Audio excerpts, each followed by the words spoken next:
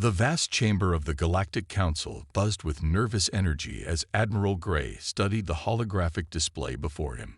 His long fingers tapped impatiently on the sleek metal desk while scout ship reports scrolled past his eyes. The reports all said the same thing. Unknown ships had been spotted at the edge of Council space. Primitive vessels, he muttered, his scaled skin reflecting the blue light of the display. Built like tanks from the look of them. How inefficient. Behind him, Captain Reed shifted uncomfortably. Unlike his superior, the junior officer had spent the last 20 years patrolling the border regions. He had seen things that made him more cautious than most. "Sir," Reed said, clearing his throat, "I believe we should take these reports seriously. The energy readings from these ships are unusual." Admiral Gray waved his hand dismissively. "Look at them. All armor and hard angles. No elegance. No advanced energy shielding. They're clearly a young species just reaching for the stars."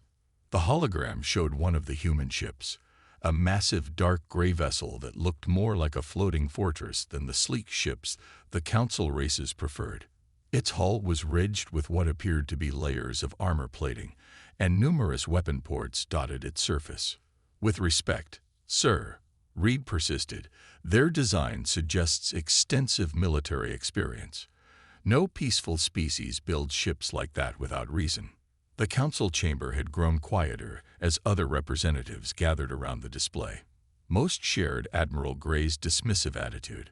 Their own ships were works of art, graceful, efficient, and powered by the most advanced energy shield technology in known space. "These humans," a council member spoke up, "they waste resources on physical armor when energy shields are clearly superior. Their weapon systems appear to use primitive projectiles and crude energy beams. They're hardly a concern." Reed watched as more scout reports came in. The human ships moved in precise formations, maintaining perfect distance from each other. Their responses to communication attempts were polite but firm, establishing clear boundaries and declaring their territorial limits. "Admiral," Reed tried one last time, "look at their power readings. They're masking something. No ship that size could operate on such low energy emissions. They're hiding their true capabilities." But Admiral Gray had already made up his mind. "Enough. We are the Galactic Council. We have maintained peace among the stars for 10,000 years. These humans need to learn their place in the cosmic order." He turned to address the gathered council members. "I propose we send a diplomatic fleet to establish proper contact. We'll show them how true civilized beings conduct themselves in space." Reed watched helplessly as the council members nodded in agreement. Only he seemed to notice how the human ships had positioned themselves. They formed a perfect defensive screen around their claimed territory, each ship covering the other's blind spots. It was the formation of an experienced combat fleet, not nervous explorers. Back in his quarters that night, Reed studied the reports again. The human ship's power readings made no sense. A vessel that size should require massive energy outputs just to move, let alone power weapons and life support. Either they had developed some revolutionary form of power generation, or they were deliberately hiding their true readings. He drafted one final warning message to Admiral Gray. "Sir, I must insist we approach with caution. These humans show signs of extensive military preparation. Their ships are built to take punishment and keep fighting. No species develops such designs without experience in warfare. The lack of visible power signatures suggests advanced stealth technology. We risk severe consequences if we underestimate them." The message was marked "Reed," but received no response. As Reed stared out his viewport at the distant stars, he couldn't shake the feeling that the council was about to learn a harsh lesson about judging unknown species by their appearances. The human ships might look primitive, but something about them sent chills down his spine. They were built for war, and Reed feared the council was about to find out just how effective they could be. The council's diplomatic fleet emerged from faster-than-light travel at the edge of human space. 5 sleek silver ships, their hulls gleaming with the latest energy shield technology, arranged themselves in a display of power. Commander Smith stood proudly on his bridge, confident that these primitive humans would be suitably impressed. "Send the standard greeting," he ordered. "Let's show them how advanced civilizations communicate." Before his crew could act, a message arrived from the human ships. The translation was perfect, the tone professional. "Greetings, Council vessels. You are approaching restricted space. Please maintain your current position while we establish proper diplomatic channels." Commander Smith frowned. These humans weren't supposed to be this organized. 3 massive gray ships hung in space before them, their thick armor and weapon ports clearly visible. Behind them, more human vessels moved into position with military precision. "They dare to give us orders," Smith scoffed. "Move the fleet forward. Show them who truly controls these stars." His second-in-command looked nervous. "Sir, they've marked their boundary with warning buoys. Standard protocol says." "I know what protocol says," Smith interrupted, "but these humans need to learn their place. Move forward." As the Council ships crossed the boundary line, a second message arrived. "This is your first warning. You have entered restricted space without authorization. Reverse course immediately." Smith ignored it. The Council ships continued forward, their sensors probing the human vessels. The readings made little sense. The power signatures were too low for ships that size. "Sir," his sensor officer called out, "I'm detecting strange energy buildups in the human ships. They don't match any known weapons. Their primitive technology poses no threat to our shields," Smith replied confidently. The third message came quickly. "This is your second warning. Any further advancement will be considered a hostile act. Turn back now." Smith ordered his ships to spread out in an attack formation. He would teach these humans about real power. Final warning. The human message was shorter this time. "Retreat or face consequences." Smith opened a channel to the human ships. "This is Commander Smith of the Galactic Council. You will show proper respect to your superiors. Power down your weapons and prepare to be boarded." For a moment, nothing happened. Then one of the human ships moved with shocking speed. A burst of energy, unlike anything the Council had seen, shot out from its bow. The beam hit the smallest Council ship, and something impossible happened. The Council ship's shields didn't just fail. They never activated. The beam passed through the shield generators as if they weren't there. The ship's engines died instantly, leaving it floating dead in space. "Impossible," Smith shouted. "Get those shields back online." Another message came from the humans, their tone unchanged. "We have disabled one of your vessels without causing casualties. This demonstrates only a fraction of our capabilities. You have violated multiple warnings and diplomatic protocols. Withdraw now." Smith stared at his screens in disbelief. The human ships had moved to surround his fleet. Their weapon ports were open now, revealing arrays of both energy weapons and what looked like massive projectile launchers. His sensor officer's voice shook. "Sir, I'm detecting power surges from the human ships. They're real energy signatures. They're higher than anything in our database." For the first time, real fear crept into Smith's heart. The humans had hidden their true power all along. Their ships hadn't been built with primitive technology. They had been designed to deceive. "All ships, emergency retreat," Smith ordered, his pride finally breaking. "Get us out of here." As the Council fleet turned to flee, they intercepted a transmission between the human ships. "Command, this is border defense. The Council fleet is retreating. Should we pursue?" "Negative, border defense. Let them go. They need to report what they've learned today." The Council ships fled back to safer space, leaving their disabled vessel to be towed by the humans. As they retreated, Smith realized with growing dread that he had made a terrible mistake. These humans weren't primitive at all. They were warriors who had mastered the art of deception, and the Council had just given them every reason to fight. The Council's war room was in chaos. On the main screen, recordings of the failed first contact played over and over. Admiral Gray slammed his fist on the table. "How dare they humiliate us like this?" he shouted. "Launch the battle fleet. We'll show these humans what real power looks like." In the corner, Captain Reed watched with growing concern. The Council was making another mistake. They still didn't understand what they were facing. The Council's most powerful fleet gathered at the border of human space. 50 warships, each one carrying enough firepower to level a small moon. Their silver hulls bristled with weapon ports, and their energy shields created beautiful rainbow patterns in space. "All ships, attack formation," Fleet Commander Jones ordered. "Show no mercy. The humans must learn their place." But as the fleet approached human space, something was different.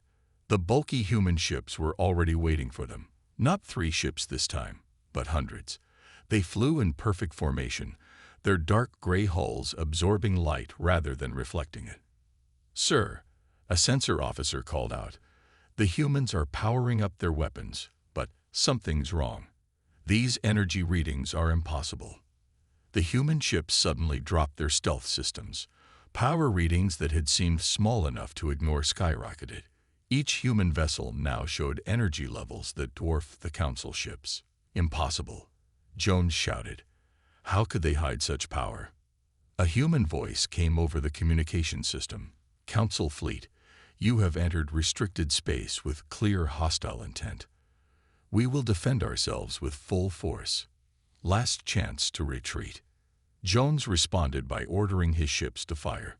Streams of energy weapons lit up space, racing toward the human fleet.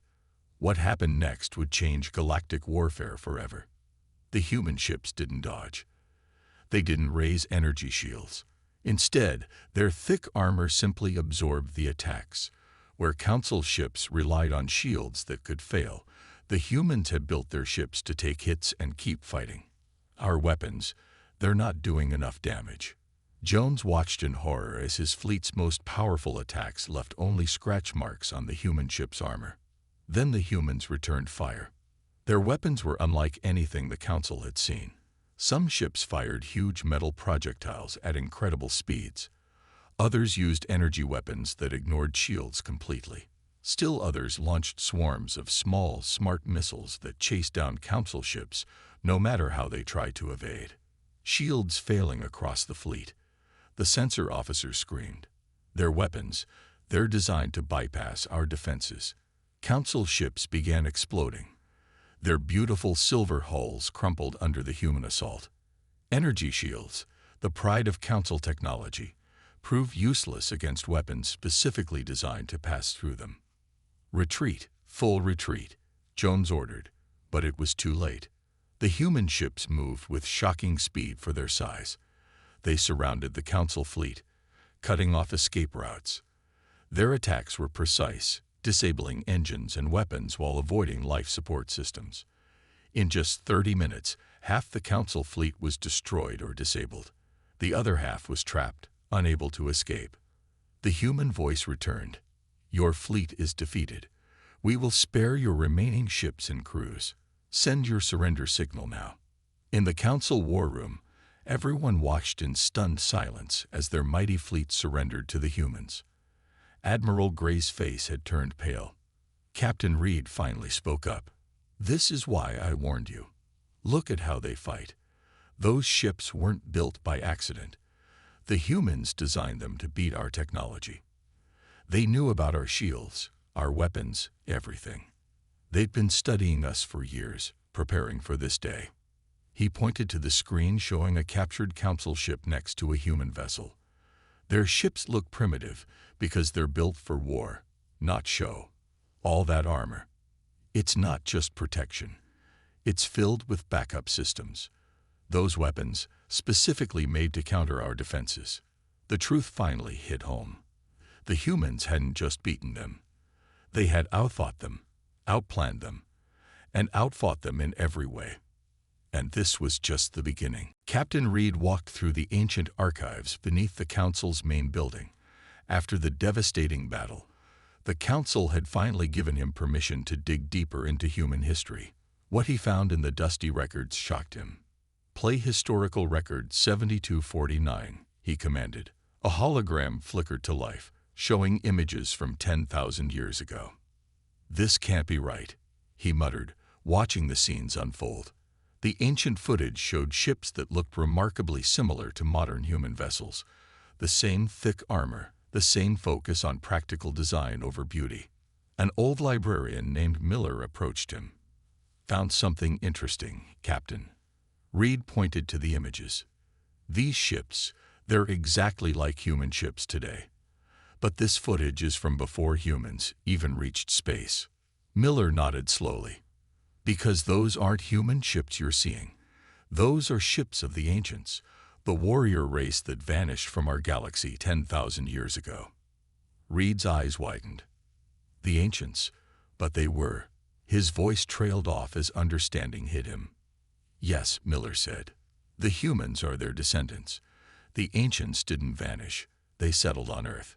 More pieces of evidence appeared as Reed dug deeper. The ancients had been known for their practical engineering, their focus on redundant systems, and their mastery of warfare. All traits that modern humans displayed. In another part of Council space, Intelligence Officer Wilson made his own discoveries. He stood in front of the Council, presenting his findings.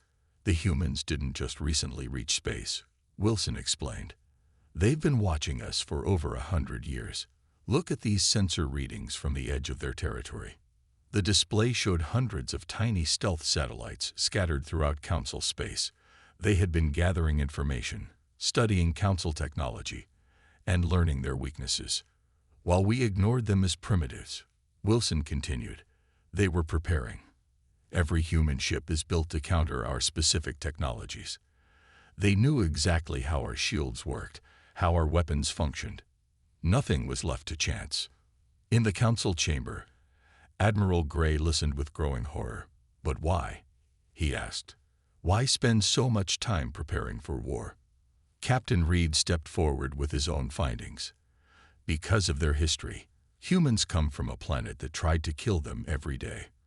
Earthquakes, storms, volcanoes. Their world taught them to always prepare for the worst." He displayed images of Earth's natural disasters. When they reached space, they'd brought this mindset with them. Every ship they built was designed to survive anything. While we focused on making our ships more elegant, they focused on making theirs survive. Wilson added more evidence. Their ships have backup systems for their backup systems. If the main engine fails, they have 3 more. If weapons lose power, they switch to backup generators. Even their armor serves multiple purposes: protection, power storage, and sensor arrays all in one.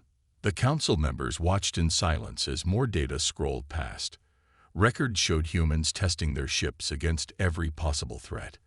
They had built massive simulation centers to practice space warfare. Their entire space program had been focused on one goal: survival against any threat. "And there's more," Reed said grimly. "Remember how their ships seemed to have low power readings? Look at this." He played footage from the recent battle.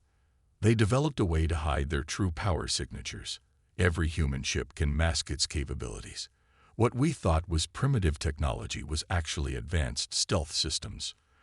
Admiral Gray sank into his chair. "All this time, we thought we were dealing with newcomers to space, but we were actually facing an entire civilization that had spent centuries preparing for war." Reed nodded. The humans didn't build warships because they wanted to fight. They built them because their entire history taught them to be ready for anything. And when we threatened them, we forced them to show their true power. Wilson finished. The Council chamber fell silent as the truth sank in.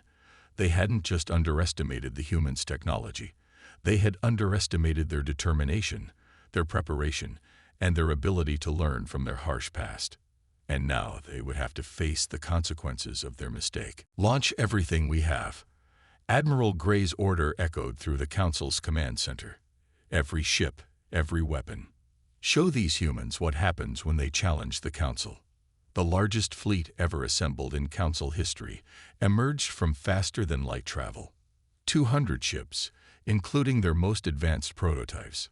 New weapons, stronger shields, and experimental technology. The Council had emptied their arsenals for this battle. "Let's see how their primitive armor handles our new weapons," Gray smiled coldly. The human ships waited in formation. Their dark hulls seemed to swallow the starlight, making them look like holes in space. But this time, something was different. Their weapon ports were glowing with strange energy patterns. "Sir," a sensor officer called out, "the human ships, they're changing." On the massive view screens, the human vessels began to transform. Panels shifted, revealing hidden weapon systems. What looked like solid armor plates split apart, showing more weapons underneath. Each ship bristled with twice as many guns as before. "Impossible," Gray whispered. "Those weren't in any of our scans." Captain Reed, watching from a backup command post, shook his head. "They're showing us their secondary weapons. Every human ship is built in layers, weapons hidden under armor, armor hiding more weapons." The Council fleet opened fire first. New energy weapons, designed to pierce any defense, streaked across space. The humans didn't even try to dodge. Instead, their armor began to glow. The Council's weapons hit, but something strange happened. The energy was absorbed, channeled through the armor plates, and then, "They're using our own weapon energy to power their systems," Wilson shouted from his station. "The armor doesn't just protect them. It captures energy and reuses it." The human counterattack was devastating. Their hidden weapons opened fire all at once. Some ships launched swarms of small, smart fighters that no one had known were housed inside. Others fired weapons that created temporary holes in space itself, bypassing shields completely. "Shields failing on multiple ships," screamed a Council officer. "Their weapons, they're adapting to our defenses." The human ships moved in perfect formation, showing years of battle practice. When one ship took damage, two more covered it. When Council ships found a weak spot, the humans instantly adjusted their tactics. "How are they so coordinated?" Gray demanded. The answer came from Wilson. "Look at their communication patterns. Every human ship has at least 3 backup communication systems. They're sharing tactical data instantly, adapting their entire fleet strategy in real time." The battle turned into a slaughter. Council ships, despite their advanced technology, couldn't handle the humans' overwhelming firepower and tactical superiority. Their proud fleet began to break apart. "Sir," a panicked officer reported, "they're not just targeting our weapons, they're disabling our engines in specific ways. They know exactly where to hit us." Reed watched as human ships demonstrated yet another surprise. When Council weapons finally managed to damage their armor, the damaged sections were instantly sealed off. The ships continued fighting, ignoring damage that would have destroyed any Council vessel. "That's why they build their ships so big," Reed realized. "They're compartmentalized. You have to destroy the entire ship to stop it from fighting." Gray watched in horror as his fleet was systematically taken apart. The humans weren't just winning. They were doing it methodically, efficiently, like they had practiced this exact scenario countless times. "All ships, retreat," Gray finally ordered, but it was too late. The human ships had surrounded them completely. Their remaining weapons powered up, glowing with captured energy from the Council's own attacks. A message played across all channels. "Your fleet is surrounded. Power down your weapons, or we will be forced to destroy every ship. You have 1 minute to comply." In the Council command center, Gray slumped in his chair. His mighty fleet, the best the Council could offer, had been defeated by ships they had once mocked as primitive. The humans hadn't just outfought them. They had outthought them, outplanned them, and out-engineered them at every turn. And they still hadn't shown all their capabilities. The Council chamber sat in stunned silence as Human Ambassador Thomas walked in. Unlike the Council members in their flowing robes, he wore a simple dark uniform. Behind him, Captain Reeve and Intelligence Officer Wilson took their places as observers. "You wanted to understand our ships," Thomas said. "Today, I'll tell you why we build them the way we do." The main screen lit up, showing Earth, a beautiful blue planet that looked peaceful from space. Don't let its beauty fool you, Thomas continued. Our homeworld tried to kill us every day. Earthquakes, volcanoes, hurricanes, tsunamis. We learned to build things to survive anything. Images flashed across the screen. Cities destroyed by natural disasters, then rebuilt stronger. Buildings designed to withstand earthquakes. Vehicles made to drive through floods and storms. When we reached space, Thomas explained, we brought these lessons with us. Your ships are beautiful, but they're built for a peaceful galaxy. Our ships are ugly because they're built to survive hell itself. Admiral Gray spoke up, his voice hollow after his defeat. But the weapons, the hidden systems. Thomas nodded. Let me show you something interesting. The screen changed to show the inside of a human ship. See how thick our walls are. Each layer serves 5 or 6 purposes. Armor that stores power, hull plates that repair themselves, backup systems hidden inside structural supports. Wilson leaned forward, fascinated. You turned your disadvantages into strengths. Exactly, Thomas said. We couldn't match your shield technology, so we made armor that absorbs energy instead. We couldn't build engines as efficient as yours, so we installed multiple backup systems. Every primitive design choice was actually an advantage in disguise. The screen showed footage from the recent battle. Look at how our ships took hits. Those weren't lucky survivals. Every ship was built to keep fighting even when half destroyed. We studied Earth's deadliest creatures, sharks, cockroaches, tardigrades, and built ships that could survive like them. Captain Reed suddenly understood something. The compartments. They're like a lizard's tail. Thomas smiled. Yes, like how a lizard can lose its tail and survive, our ships can lose entire sections and keep fighting. We learned from nature's best survivors. The council members watched as more designs appeared on screen. Human ships had backup bridges, multiple engine systems, and weapons that could work even without power. But why? Admiral Gray asked. Why prepare so much for war? Thomas's face grew serious. Because of Earth's history. We've seen civilizations fall. We've watched empires destroy themselves. Every human ship is built with one question in mind. What's the worst that could happen? He showed more images, human ships testing against every possible attack, running simulations of every type of combat. We spent 100 years watching the galaxy, Thomas continued, learning, preparing, building. Not because we wanted war, but because we needed to be ready. On Earth, the unprepared don't survive. The screen showed Earth's oceans during a storm. Our ships look like fortresses because Earth taught us that elegant things break.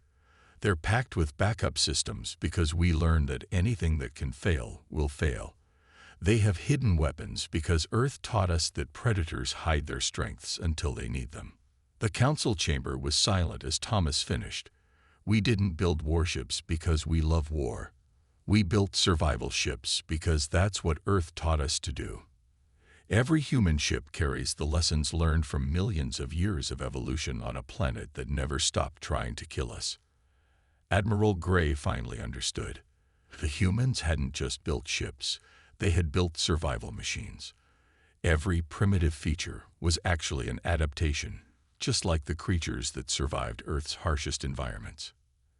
And now, Thomas said quietly, you understand why we were so careful, why we gave you so many warnings.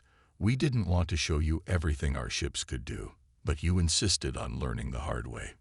The council members looked at each other, finally realizing that what they had dismissed as primitive was actually the product of the harshest testing ground in the galaxy, Earth itself. 6 months after the Great Battle, the Galactic Council's main chamber looked very different. Human ships now patrolled alongside council vessels. Their dark, fortress-like shapes made the council's silver ships look fragile in comparison. Admiral Gray stood before the council for the last time. I formally resigned from my position, he announced. My pride and ignorance nearly started a war we couldn't win. The council leader nodded. Your resignation is accepted. Captain Reed will take your place as the new fleet admiral. Reed stood up, now wearing the full uniform of a Council Fleet Admiral. His first action surprised no one. "I propose we begin refitting our ships using human design principles." On the main screen, images showed Council shipyards already at work. The elegant silver ships were being rebuilt with layers of smart armor. Hidden weapon systems and backup power cores were being installed. Beauty was giving way to practicality. "The humans have agreed to share their ship designs," Reed announced. "But more importantly, they're sharing their design philosophy." In orbit above the Council homeworld, a new kind of ship took shape. It combined the Council's advanced shield technology with human-style armor and backup systems. It wasn't pretty, but it could survive almost anything. Ambassador Thomas watched from his office as more Council ships were modified. "They're learning," he said to Wilson, who had become the chief of Joint Human-Council Intelligence. "Yes," Wilson agreed, "though some still don't understand why humans build ships the way we do." As if to answer them, alarms suddenly blared through the station. A nearby star had gone unstable, sending out massive solar flares, the kind of event that would have crippled the old Council ships. But the new hybrid ships didn't even flinch. Their human-designed armor absorbed the radiation, while Council shields provided an extra layer of protection. Not a single ship was lost. In the emergency command center, Reed smiled. "This is why we let them learn the hard way," he said. "Some lessons have to be experienced to be understood." The Council leader turned to Thomas. "Your people knew. You knew that space itself was as dangerous as your Earth. That's why you built ships to survive anything." Thomas nodded. "Space is just like Earth, beautiful but deadly. Our ships look like fortresses because space is filled with invisible dangers. Solar flares, radiation, gravity wells, dark matter storms. We built our ships to survive them all." Across Council space, changes were happening fast. Other alien races began copying human designs.